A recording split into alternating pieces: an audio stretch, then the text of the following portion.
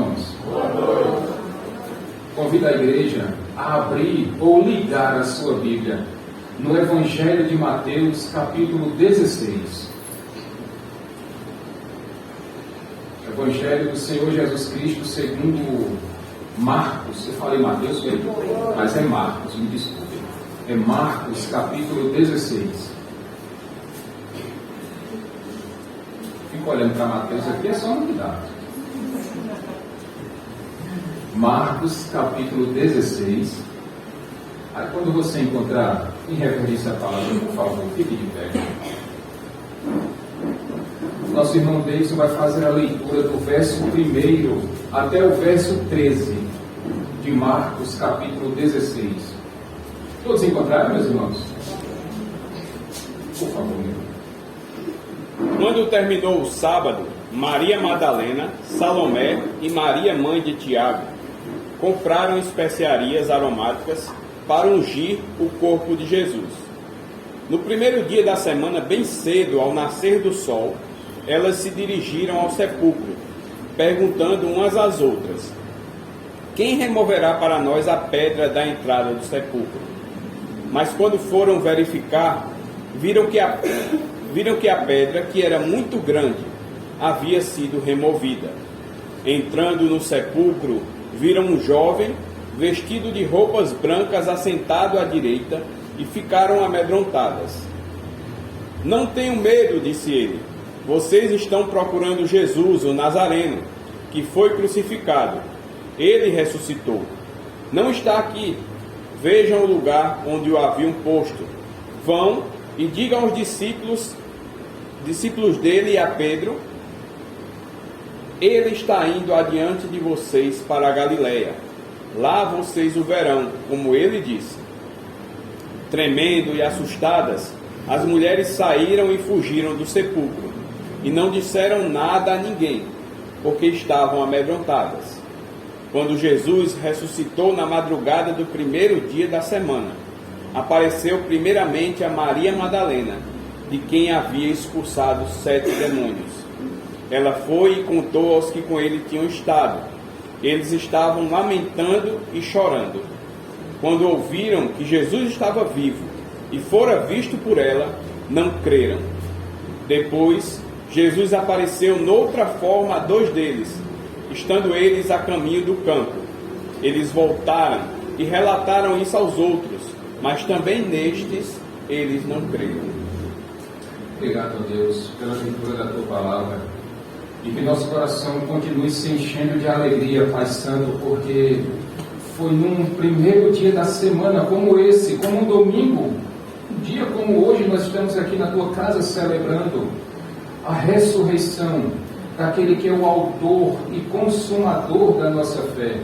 Por isso, ó Deus, que o nosso coração neste momento resulta, transborda de alegria quando ouvimos um relato como esse.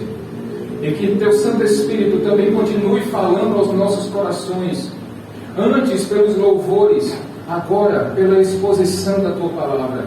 E assim que nós já te agradecemos, Pai querido, em nome de Jesus. Amém. Podem sentar, irmãos.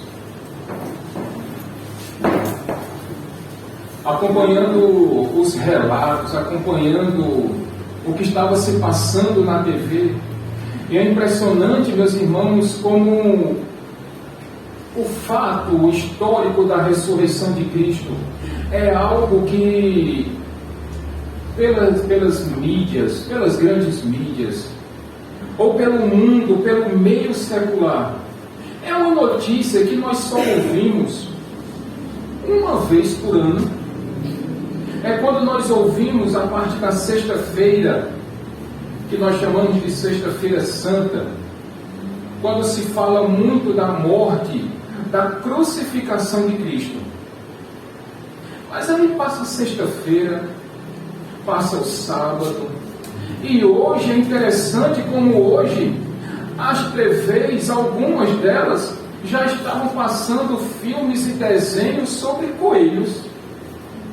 Como se de fato Páscoa tivesse a ver com coelhos, como se de fato Páscoa tivesse a ver com ovos de chocolate. E é uma desvirtuação, meus irmãos, do Evangelho.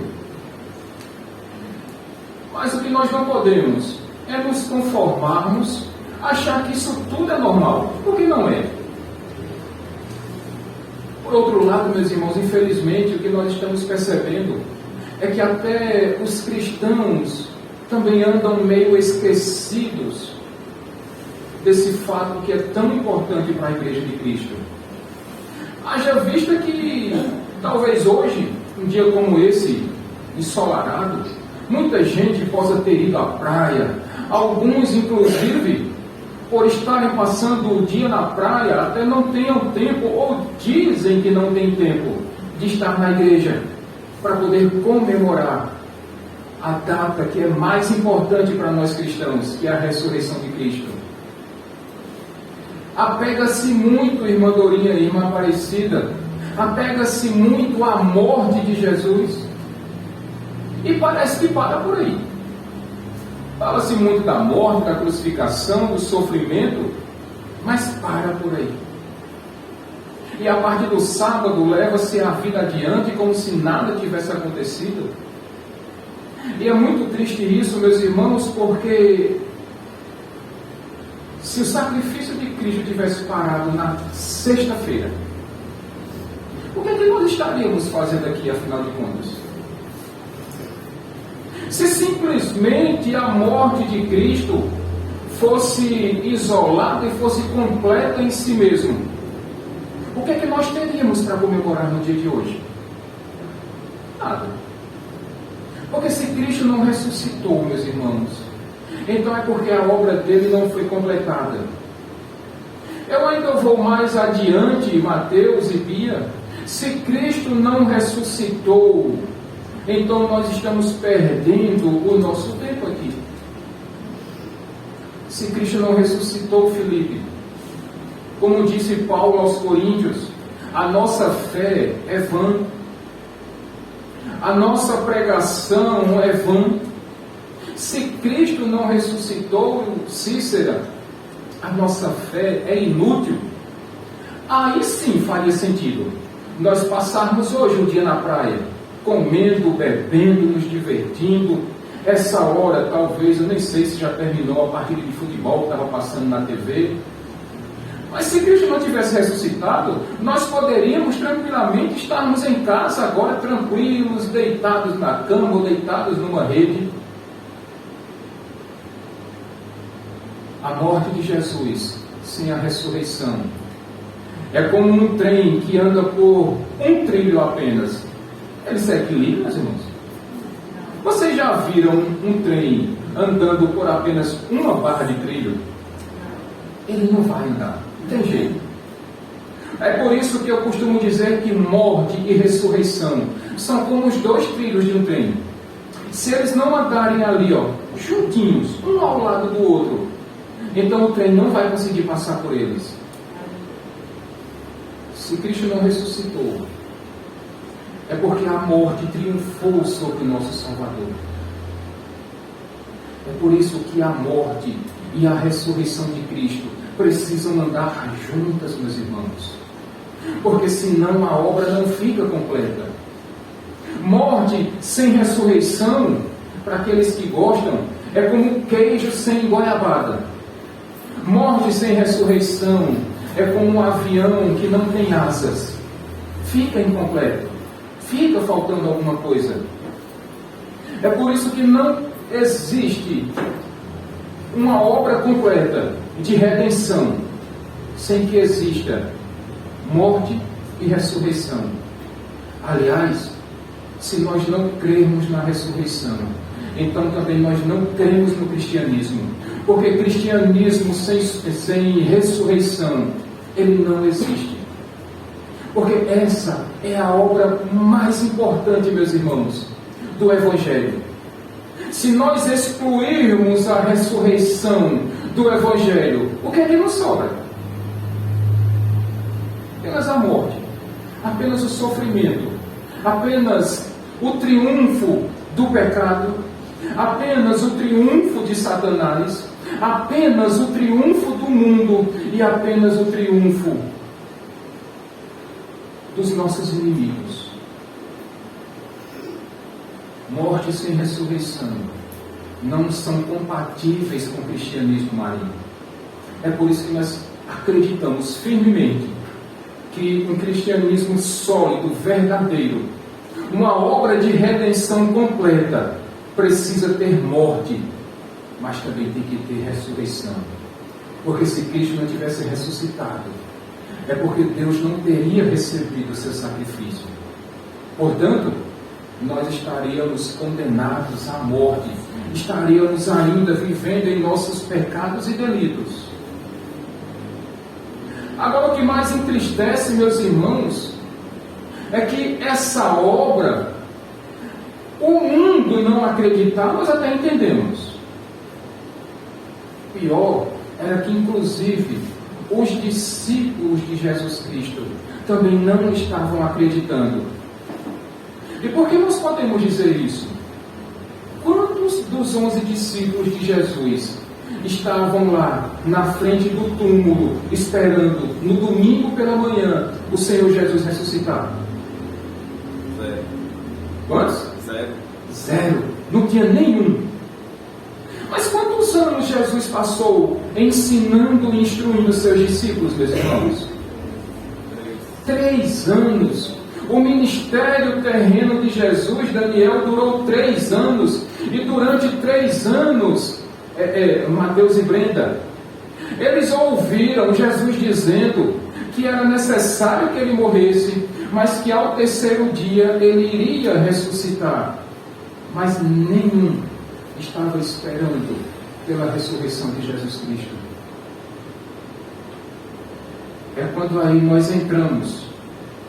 E é por isso que o apóstolo Paulo precisou escrever aos Coríntios o que Davidson leu no começo do culto, a leitura da Sagrada Escritura. Quando Paulo precisou relembrar aos Coríntios, poucos anos depois da ressurreição de Cristo, que se Jesus não tivesse ressuscitado, a fé deles era inútil. E faria sim todo sentido agora eles viverem de forma mundana, como eles poderiam estar vivendo. Aí é quando nós entramos agora nesse texto, e nós percebemos, meus irmãos, que aqui esse texto vai nos apresentar, esse texto de Marcos é o texto mais curto que relata o sacrifício de Cristo, a ressurreição de Cristo, mas nos traz aquilo que mais nos importa, que é mais importante para nós nessa noite, que é falarmos sobre a ressurreição de Cristo. Aí nós olhamos, meus irmãos, e para comprovar para vocês que os discípulos de Jesus andavam dispersos, não estavam esperando pela ressurreição de Cristo, é que no começo do relato de Marcos 16, nós encontramos aqui quantas mulheres? 3 mulheres. E essas mulheres iam pelo caminho. E você que lembra de quinta-feira, você que esteve aqui quinta-feira, nós ouvimos. Foi a comida que acabou. É isso.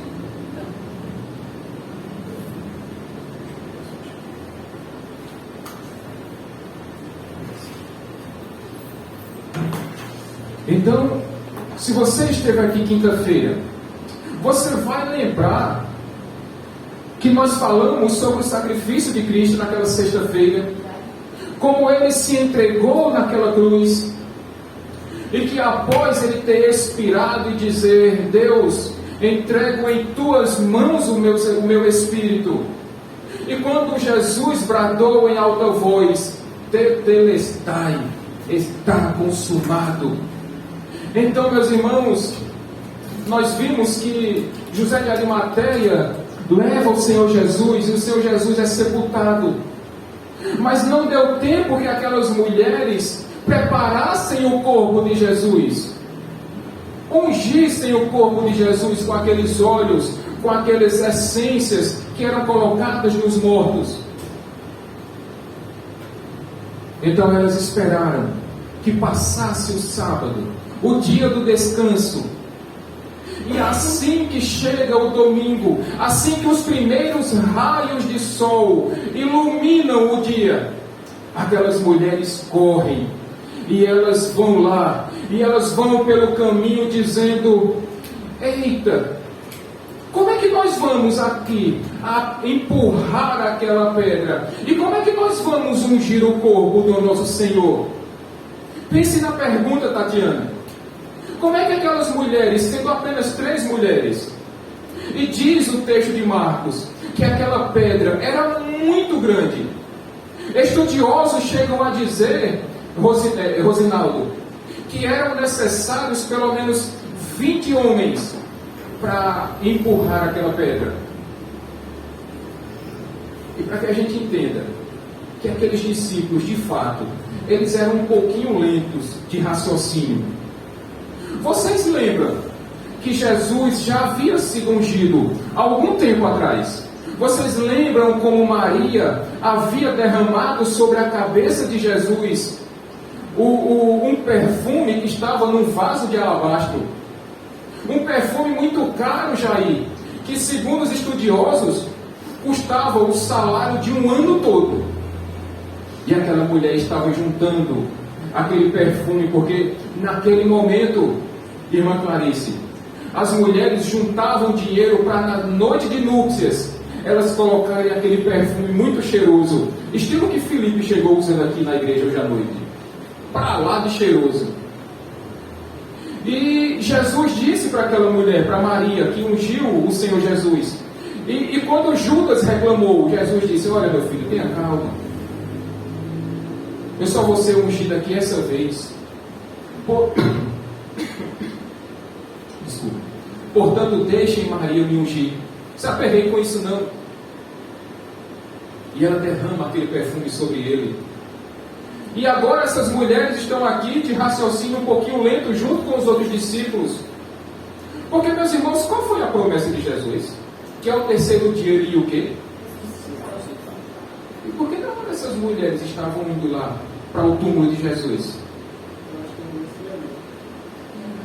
Talvez tenha sido falta de fé. Não tenham confiado na promessa de Jesus. E diz o relato, meus irmãos, que elas vão pelo caminho perguntando: e agora? Tu tem força? Não tenho. Tu tem? Eu também não tenho. E agora? Quem poderá nos ajudar? E não tinha Chapolin Colorado. E elas pensaram: e agora? Como é que nós vamos ungir o nosso Senhor? Mas aquela curiosidade delas foi sanada, foi solucionada. Quando elas vão se achegando ao túmulo onde o Senhor Jesus estaria, e aquele túmulo estava aberto.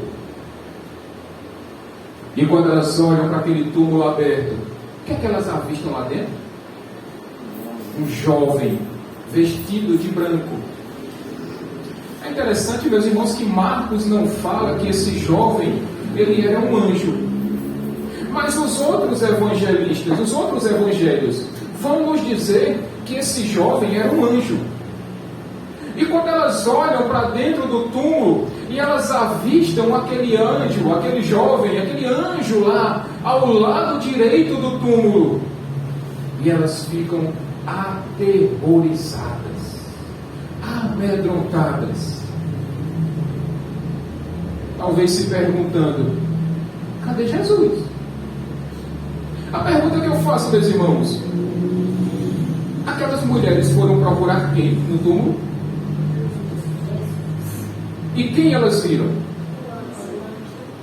Talvez nesse momento elas tenham perdido, Lena, o foco, porque elas foram procurar Jesus, mas só tinha lá um anjo que estava ao lado direito. Outros evangelistas vão dizer que tinha lá 2 anjos. Aí alguém pode perguntar, Jair, lá no trabalho: tá vendo aí, Jair?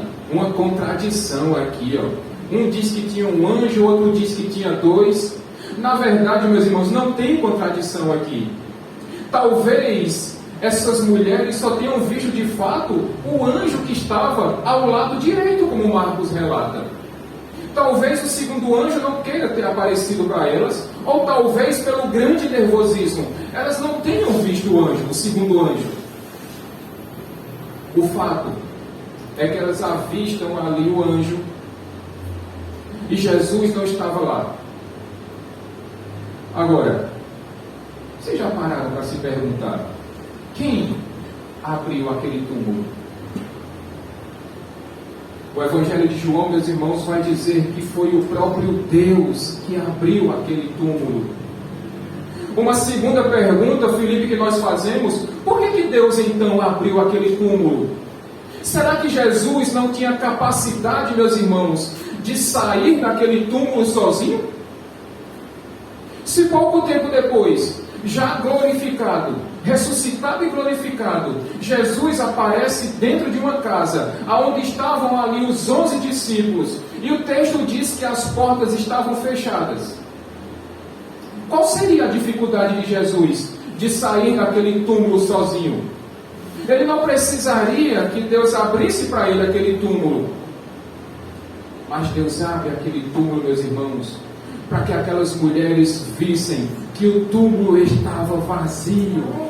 Aqueles a quem elas tinham ido procurar não estavam mais lá, porque de fato, como ele havia prometido, ele ressuscitou. Aleluia. Ele não estava lá.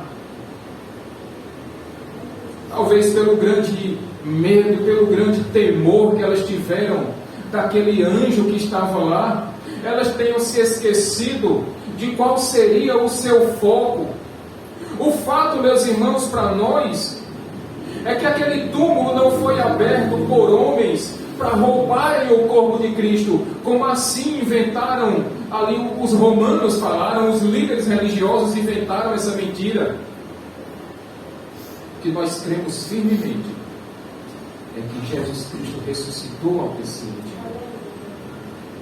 E aquelas mulheres viram com os seus próprios olhos que o túmulo estava vazio e que aquele anjo estava dentro do túmulo. A ressurreição de Cristo, ou melhor, a ressurreição de Cristo, meus irmãos, é algo real. É algo visível, porque tinham ali testemunhos que viram, porque Jesus não foi roubado, o corpo de Jesus não foi roubado, ao contrário do que o mundo diz, do que alguns acreditam até hoje, e procuram o corpo de Cristo, e ele não está lá, ao contrário do corpo de líderes religiosos de outras religiões. O túmulo de Jesus está vazio. Quem está cheio é o seu trono, mas o túmulo de Jesus está vazio. A cruz de Cristo está vazia, porque Ele prometeu que ressuscitaria, e Ele ressuscitou. Louvado seja o nome do Senhor. Haviam testemunhas ali. A primeira testemunha que nós visualizamos aqui tranquilamente é o testemunho do anjo, ou os anjos, se vocês preferirem. E os anjos disseram para aquelas 3 mulheres: ei, olha aqui para dentro, veja, aquele que vocês vieram procurar, ele não está aqui, ele ressuscitou, olhem para cá, ele não veio, ele não se encontra mais aqui. E então, depois de o anjo dizer aquilo para as mulheres, ele agora dá uma ordem para elas. E ele disse para as mulheres: olha, agora que vocês viram que o túmulo está vazio, agora vocês precisam ir, vão e digam aos discípulos de Jesus, e digam também a Pedro, que Jesus está indo para Galileia, à frente deles. E lá, ele vai encontrá-los, como ele mesmo prometeu. Uma segunda pergunta, meus irmãos, que nós fazemos nesse texto: por que o anjo falou, diga aos discípulos e diga também a Pedro que Jesus ressuscitou? Por que citou aqui o nome de Pedro? Os irmãos lembram quem foi que negou a Cristo? Foi Pedro. Por 3 vezes Pedro negou a Jesus Cristo. Então, depois que Jesus ressuscita, por 3 vezes Jesus vai perguntar a Pedro: Pedro, tu me amas? apacenta as minhas ovelhas. Pedro, tu me amas, apacenta as minhas ovelhas. Pedro, tu me amas. Aí foi nessa hora que Pedro disse: Senhor, tu sabes que eu te amo. Então Jesus disse para ele: então apacenta as minhas ovelhas. Jesus estava restaurando a fé de Pedro. E meus irmãos, eu espero que nessa noite Deus esteja restaurando a fé de você que talvez tenha duvidado por algum momento que Cristo tenha ressuscitado. Talvez Deus esteja restaurando a sua comunhão com Ele agora. Talvez Deus esteja fazendo com você o que Jesus fez com Pedro lá perto do mar da Galileia, quando ele disse: Pedro, tu me amas? Jesus pode estar perguntando para você agora: Francisco, Mari, vocês me amam? Aí eu vou mudar um pouquinho aqui. Então obedeça as minhas palavras. Davidson e Cícera, vocês me amam? Cumpram meus mandamentos. Mateus e Brenda, vocês me amam? Andem conforme a minha vontade. Davidson e Carol, vocês me amam? Sejam um casal de noivos que tenham um noivado santo e sirvam de exemplo para aqueles que estão agora namorando. Mateus e Bia, vocês me amam? Então sejam um casal de namorados que glorificam o nome de Deus. Talvez Deus esteja tratando o seu coração nessa noite, o seu coração que talvez esteja entristecido, ou talvez quem se batizou domingo passado, como Tatiana, como Thomas e Mateus, e Jesus está perguntando: vocês me amam? Então, reneguem ao mundo e vivam para as coisas do alto. Talvez Jesus esteja tratando o seu coração nessa noite. Talvez Jesus esteja perguntando para a sua igreja, ICNV do Valentina: ICNV do Valentina, vocês me amam? Então sejam uma igreja fiel, que guardam a palavra de Jesus e que não negam o nome de Cristo. Oh, meus irmãos, o problema é que parece que a informação, a ordem que o anjo deu, parece que chegou atravessado no ouvido daquelas mulheres. Porque o texto vai dizer, meus irmãos, que talvez pelo grande medo, talvez pelo pavor, porque a Bíblia diz, Lena, que todos aqueles que tiveram um encontro com o anjo ficaram assombrados. Talvez não tenha sido diferente com essas mulheres, e elas tenham se assustado muito, porque o anjo disse que era para elas irem anunciar aos discípulos de Jesus, proclamar as boas novas de que Cristo havia ressuscitado. Mas foi isso que elas fizeram? Não. Elas correram, elas fugiram, irmã Aparecida, com medo. Fugiram com medo.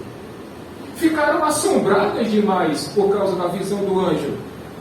E não cumpriram o que o Senhor Jesus tinha dito.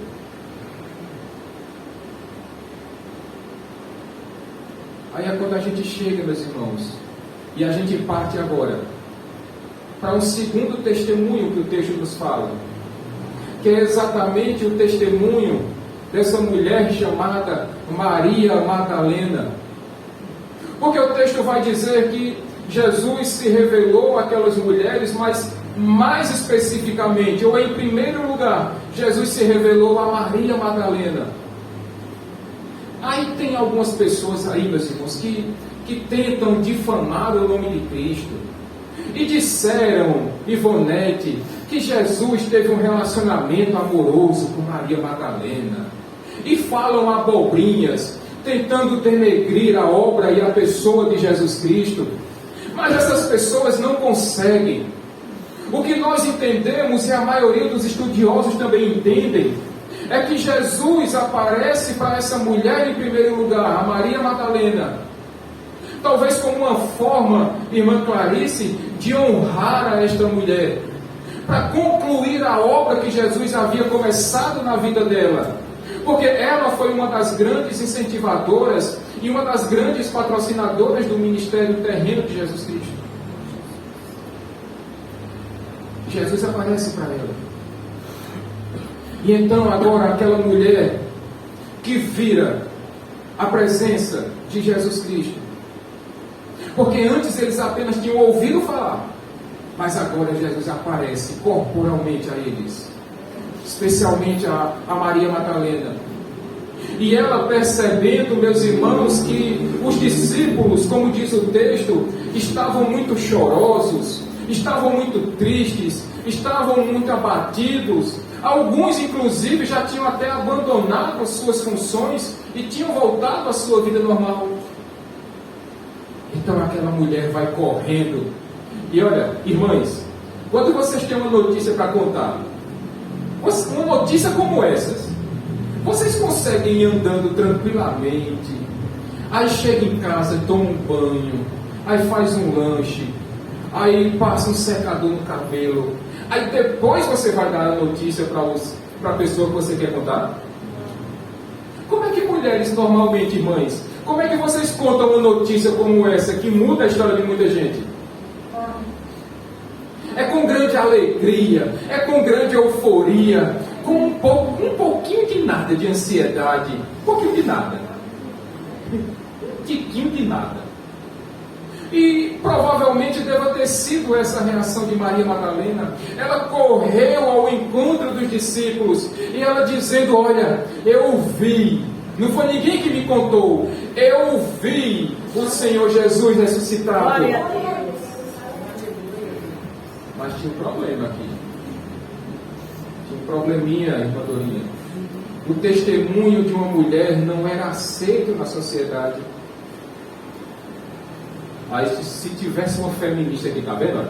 Aquele povo machista, misógino, racista, cruel, malvado. Mas o testemunho das mulheres naquele momento e durante um bom tempo depois não era aceito, não era válido. Mas Jesus fez questão de se apresentar primeiro a uma mulher. E o que temos com isso, meus irmãos, com esse relato? É que com isso Jesus está dando veracidade à sua ressurreição. Jesus não se importava com o que os outros pensavam. Jesus, ele fazia o que fazia. Ele tinha uma grande estima pelas mulheres. As mulheres tiveram um papel muito importante no ministério de Jesus. E Jesus aparece primeiro para elas, e agora Maria Madalena vai correndo para contar aos discípulos. A pergunta: eles acreditaram? Não, felizmente não. Faltava para aqueles homens esperança. Mas eu digo a vocês, meus irmãos, que mais do que esperança, faltava fé, faltava confiança àqueles homens. Tantos anos andando com Jesus, e Jesus dizendo: ei, eu vou morrer, mas eu vou ressuscitar, podem aguardar, porque o que eu estou dizendo para vocês é líquido e certo, é tão certo quanto o ar que vocês respiram. Mas aqueles homens não acreditaram. Aparece no texto aqui, meus irmãos, mais um testemunho, porque Jesus, pela sua graça e misericórdia, pela sua grande bondade, Daniel, ele aparece a mais dois homens. E mais uma vez, esses dois homens não acreditaram, não confiaram na ressurreição de Jesus Cristo. O que me levou a pensar, meus irmãos, sabe o que? É que assim como aqueles discípulos de Jesus, somos muitos de nós. Assim como aqueles que não acreditaram na ressurreição de Cristo, que não acreditaram no testemunho de Maria Madalena, que não acreditaram no testemunho do anjo, assim somos muitos de nós. Talvez você conheça pessoas, ou talvez você seja uma dessas pessoas que dizem: eu só acredito Eu espero que você não seja desse jeito. Mas talvez você conheça pessoas assim, que dizem, eu só acredito vendo. Talvez vocês conheçam pessoas que sejam como aquela enfermeira, que eu falei já para vocês aqui na igreja, quando eu fazia hemodiálise, que de umas 40 máquinas que tinha lá no hospital, que eu fazia hemodiálise, todas elas pararam. Todas. Menos a que eu fazia hemodiálise. E quando aquela enfermeira coçando a cabeça, e ela dizendo, eu não acredito, e ela ia, olhava lá a máquina, e funcionava normalmente, e as outras apitando, e ela não acreditava, eu dizia, ei, você está vendo, e ainda assim você não acredita? Milagres existem, meus irmãos. Não se explicam, simplesmente se crê. Aquela mulher, mesmo vendo, ela não quis acreditar. E o pior, meus irmãos, é que tem pessoas que ouvem o Evangelho e ainda assim não acreditam. O pior é que tem pessoas que, ao serem confrontadas pelo Evangelho, dizem, mas será que é bem assim mesmo? A Bíblia Sagrada diz, ei, leve uma vida segundo o padrão de Jesus Cristo. Mas a pessoa diz, mas será que eu preciso mesmo? A Bíblia Sagrada diz que nós devemos levar uma vida de santidade. Aí as pessoas dizem, mas será que eu preciso mesmo? Aí nós dizemos na pregação que você precisa ser um homem segundo um coração de Deus, que você, mulher, precisa ser aquela mulher, aquela ajudadora fiel que a Sagrada Escritura diz que a mulher deve ser. Mas mesmo a palavra de Deus sendo revelada a você, você ainda fica dizendo, mas será que é isso mesmo que eu tenho que fazer? Precisamos, meus irmãos, abandonar essa desconfiança. Precisamos nos apegar à confiança, à esperança e à certeza de que, como Jesus Cristo ressuscitou, todas as suas palavras são verdadeiras e são eficazes para a nossa vida. A Bíblia Sagrada nos fala sobre um relato muito bacana. Gente, você pode abrir, por favor, Hebreus capítulo 11. Hebreus capítulo 11, do verso 30 até o 39, por favor. Pela fé caíram os muros de Jericó, depois de serem rodeados durante 7 dias. Pela fé, a prostituta Raabe, por ter acolhido os espiões, não foi morta com os que haviam sido desobedientes. Que mais direi? Não tenho tempo para falar de Gideão, Baraque, Sansão, Jefté, Davi, Samuel e os profetas, os quais, pela fé, conquistaram reinos, praticaram a justiça, alcançaram o cumprimento das promessas, fecharam a boca de leões, apagaram o poder do fogo e escaparam do fio da espada, da fraqueza tiraram força, tornaram-se poderosos na batalha e puseram em fuga exércitos estrangeiros. Houve mulheres que pela ressurreição tiveram de volta os seus mortos. Uns foram torturados e recusaram ser libertados para poderem alcançar uma ressurreição superior. Até o 39. Outros enfrentaram zombaria e açoites. Outros ainda foram acorrentados e colocados na prisão, apedrejados, cerrados ao meio, postos à prova, mortos ao fio da espada. Andaram errantes, vestidos de pele de ovelha e de cabras, necessitados, afligidos e maltratados. O mundo não era digno deles.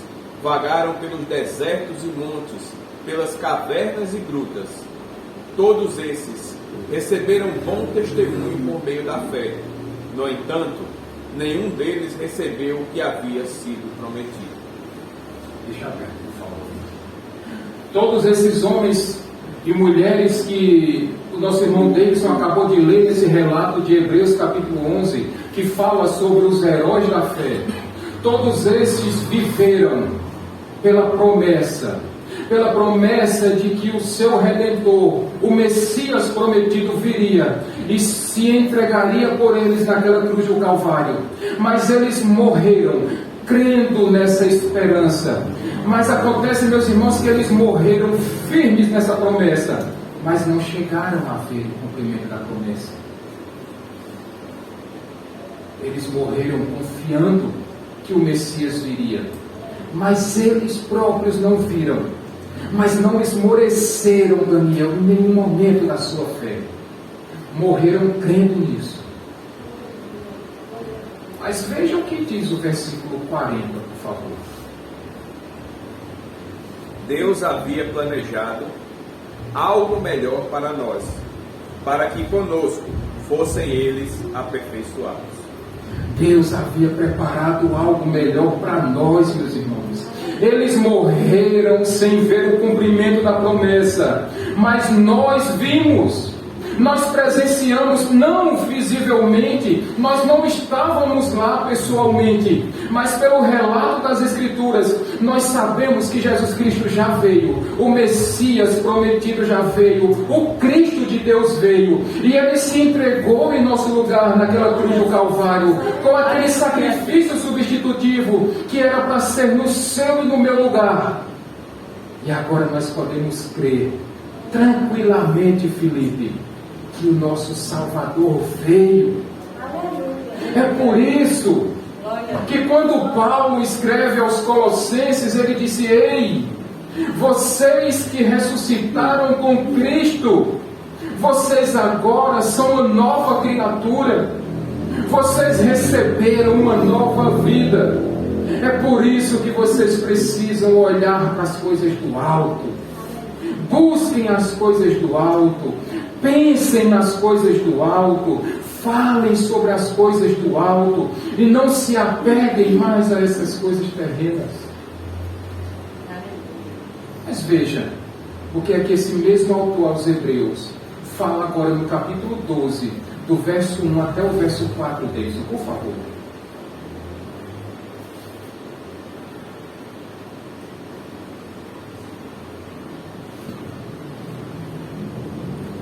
Portanto, também nós, uma vez que estamos rodeados por tão grande nuvem de testemunhas, livremos-nos de tudo que nos atrapalha e do pecado que nos envolve e corramos com perseverança a corrida que nos é proposta. Tendo os olhos fitos em Jesus, autor e consumador da nossa fé, Ele, pela alegria que lhe fora proposta, suportou a cruz, desprezando a vergonha, e assentou-se à direita do trono de Deus.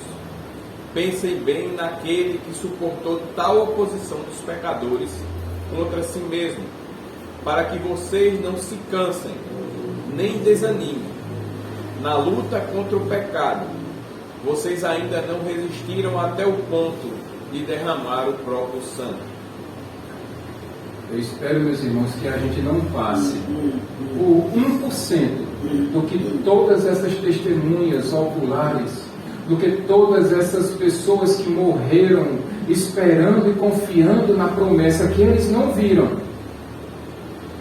que nós não passemos por tudo que eles passaram, que nós não precisemos ser mortos ao fio da espada, que não precisemos ser cerrados ao meio, que não precisemos passar por uma perseguição tão grande, mortos em coliseus, queimados vivos, mortos por animais selvagens, simplesmente para agradar a ímpios. Mas que você e eu permaneçamos firmes na promessa que já foi cumprida. Cristo já ressuscitou. Aleluia, Deus. Agora, os irmãos certamente, e nós estamos nos aproximando do final dessa mensagem, os irmãos certamente lembram que durante o ministério de Jesus, quando ele fazia um milagre, irmã Adelaide, e quando ele curava um cego, e quando ele ressuscitava um morto, e quando ele fazia um paralítico andar, O que é que Jesus dizia para aquelas pessoas? Ei, não digam nada não. Vão em paz e não espalhem isso. Mas aquelas pessoas não conseguiam se conter de alegria e elas espalhavam aos quatro ventos, Tatiana e Felipe, o quão bom Jesus tinha sido na vida delas, o quão milagroso, o quão misericordioso Jesus tinha sido para com aquelas pessoas, e elas abriam suas bocas e diziam aos quatro ventos: Jesus mudou a minha vida. Mas agora Jesus está dizendo para os seus discípulos, para aqueles 11 homens, para Paulo, para aquelas mulheres e para a sua igreja nesse momento: é chegada a hora de vocês abrirem as suas bocas e proclamarem aos quatro cantos desse mundo que Jesus ressuscitou, a morte não conseguiu detê-lo, o sangue dele foi derramado, a obra da redenção foi completa, e agora nós fomos reconciliados com Deus Pai Todo-Poderoso. Glória a Deus. Precisamos abrir as nossas bocas. A morte foi derrotada. Satanás não venceu Jesus Cristo. O pecado foi anulado. E o mundo não viu a derrota de Jesus Cristo. Os nossos quatro inimigos principais foram derrotados. E nós temos o dever de proclamar às pessoas que a obra de Jesus foi completa, a redenção foi feita, está consumada. Jesus morreu, mas Ele também ressuscitou, conforme as Escrituras Sagradas. E agora, como disse Paulo aos Colossenses, agora que vocês são uma nova criatura em Cristo Jesus, agora que vocês receberam uma nova vida, vocês precisam se despir da velha criatura, vocês precisam se revestir da nova criatura e olhar agora para o autor e consumador da sua fé. E você agora tem que abrir a sua boca e anunciar às pessoas que você não pertence mais a esse mundo, e aqueles que confiarem e aqueles que acreditarem nessa promessa gloriosa, esses também terão, irmã Clarice, as suas vidas modificadas. Aleluia. Os seus pecados perdoados, a sua culpa anulada. A notícia mais importante que mudou o mundo: Jesus ressuscitou.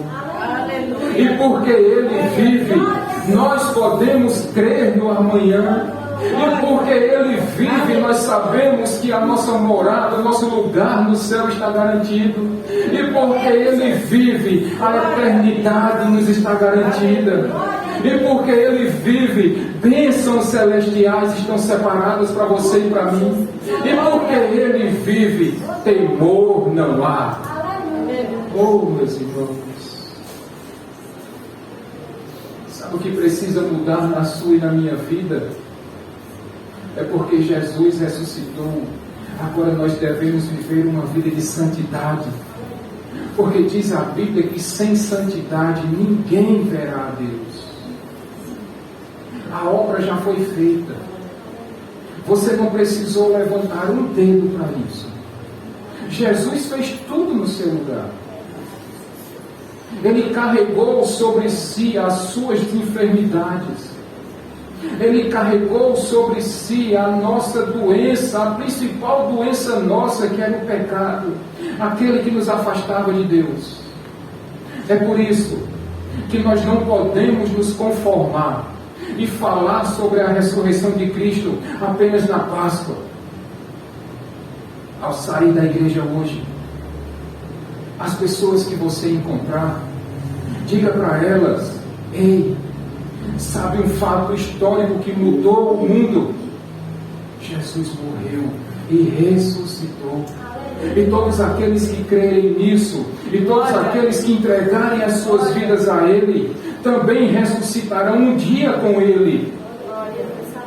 Você precisa sair daqui hoje e dizer isso para as pessoas, porque assim como mudou a sua vida, também pode mudar a vida de outras pessoas. Ao chegar no seu trabalho amanhã, diga para elas que a notícia mais importante, aquilo que mudou o mundo, já aconteceu há mais de 2000 anos atrás. Que aquele homem, que era 100% homem e 100% Deus, que se entregou naquela cruz do Calvário, que sofreu toda aquela humilhação e não reclamou, que sofreu todas as dores e suportou, que bebeu do cálice da ira de Deus, agora ele ressuscitou.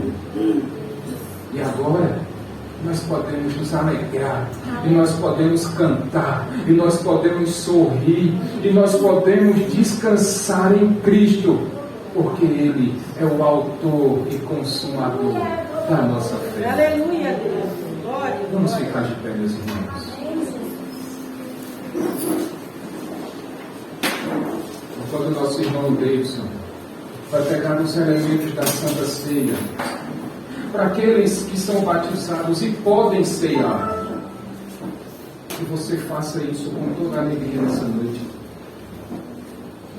Enquanto as irmãs preparam aqui o louvor, obrigado, meu Deus, porque hoje nós temos motivos. Se choramos hoje, ó Deus, é por alegria. Se as lágrimas que estão rolando dos nossos rostos hoje, eles descem com toda a força, ó Deus, não foi, não é e jamais será de tristeza, mas é de alegria, porque o nosso coração agora, ele se alegra, porque agora os nossos olhos brilham, porque o nosso Redentor vive, porque agora as nossas bocas se abrem, porque agora os nossos lábios cantam, que foi somente pelo sangue de Jesus. Aleluia.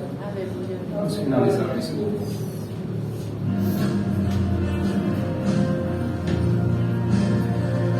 Você que conhece esse louvor, cante também com alegria. Leva-me além, a todas as alturas, onde ouça a tua voz, fala de tua justiça, pela minha vida, Jesus, esse é o teu sangue. Oh, aleluia! Foi por esse sangue, meus irmãos. Mostra a tua graça, fala do amor do Pai, que prepara para nós um caminho para Ele, onde eu possa me achegar, somente pelo sangue. Glória a Deus por isso. Que nos lava dos pecados, que nos traz restauração. Nada além do sangue, nada além do sangue de Jesus.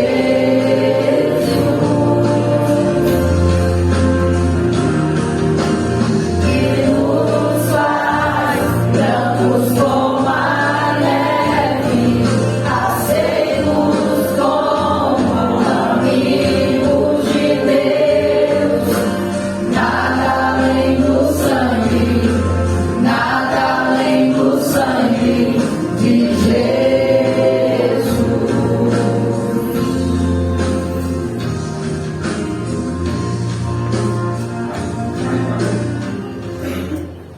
Feche seus olhos, por favor. Senhor, nós nos alegramos. Se choramos, ó Deus, como já disse, é de alegria, Pai. Porque foi o teu sangue, foi o sacrifício perfeito e que foi recebido por Deus Pai. É a obra da redenção completa, Senhor. E nós só temos motivos de alegria para estarmos na tua casa nessa noite, dizendo muito obrigado, Deus.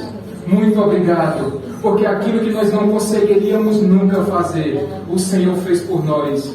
E o Senhor nos amou, e o Senhor nos perdoou, e o Senhor nos fez alvos mais que a neve. Por isso, ó Deus, muito obrigado. Muito obrigado, Deus. Glória a Deus. Que o Senhor continue enchendo nosso coração de alegria. Que tantas vezes, quando nós pudermos anunciar às pessoas que Cristo ressuscitou, e porque Ele vive, nós podemos crer no amanhã. A vida eterna já nos foi garantida pela obra da redenção. Muito obrigado, Pai. E que o amor de Deus Pai, que a graça do nosso Senhor Jesus Cristo e as consolações do Espírito Santo sejam derramadas sobre a sua vida, hoje e para todo o sempre. Amém. Que Deus te abençoe, rica e abundantemente.